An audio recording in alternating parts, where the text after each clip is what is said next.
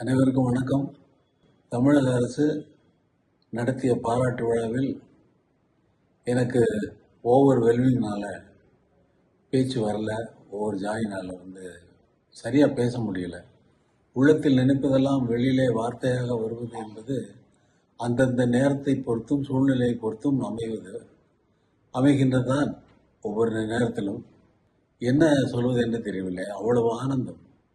ஒரு பாராட்டு விழாவை இவ்வளவு சிறப்பாக ஒரு முதல்வர், ஒரு அரசு எந்த முனைப்பெடுத்து எல்லோரும் அரசு சார்ந்த எல்லா அமைச்சர்களும் எல்லா சீஃப் செக்ரட்டரியிலேருந்து அவ்வளவு பேரும் இன்வால்வ் ஆகிட்டு அதை கொண்டு செலுத்தினது ரொம்ப என்னால் நம்ப முடியாத ஒரு சூழ்நிலையின் காரணமாக தான் எனக்கு ஓவர்வெல்மிங்கில் சரியான பேச்சு வரல. நான் கூட முதல்வரை கேட்டேன், எதுக்காக மேலே இதை பண்ணுறீங்க அப்படின்னு சொல்லி. அதே பல பேர் பல விதமாக நினைக்கலாம். அதுக்கு என்ன காரணம்? இவ்வளவு அன்பு செலுத்துவதற்கு நான் என்ன செய்தேன் என்பது நான் போட்ட இசையாக இருக்கலாம்.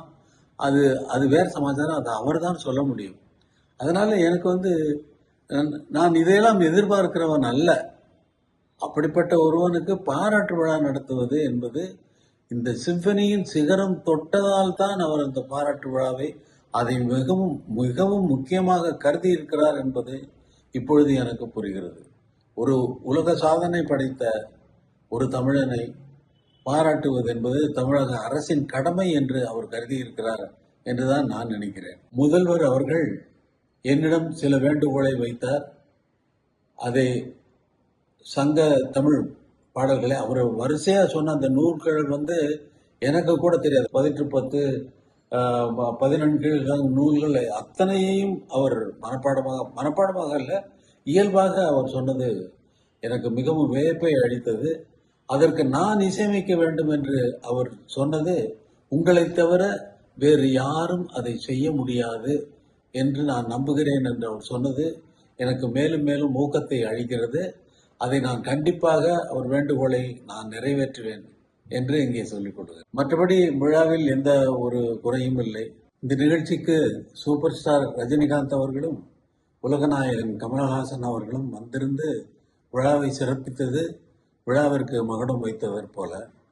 ஆனால் விழாவிற்கு வந்தவர்கள் சிம்பனி எப்படி இருந்தது என்றும் அல்லது எங்களுடைய திரையுலக வாழ்க்கை 50 வருட வாழ்க்கை எப்படி இருந்தது என்றும் அதில் நடந்த சம்பவங்களை பற்றியும் சொல்லாதது எனக்கு ஒரு சிறு விஷயமாக இருந்தாலும் அது ஒரு விஷயமாக எனக்கு பட்டது.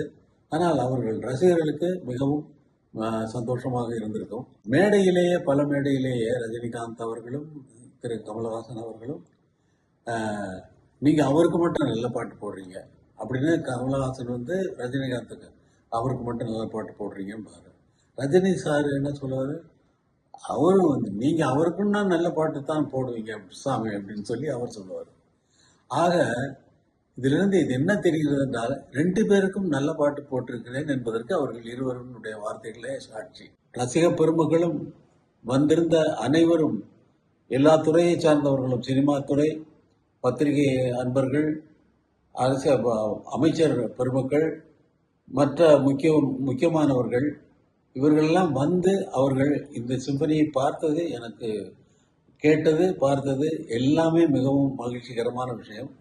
தமிழக மக்களுக்கு மட்டும் அவர்கள் இதை காண முடியாமல் அந்த இடத்தினுடைய அமைப்பு இருந்ததனால் நம் மேடையிலேயே நான் சொல்லிவிட்டேன், இன்னொரு நிகழ்ச்சி கண்டிப்பாக நான் மக்களுக்காக நடத்துவேன் என்பதை மேடையிலேயே நான் சொல்லிவிட்டேன். அது கண்டிப்பாக நடக்கும்.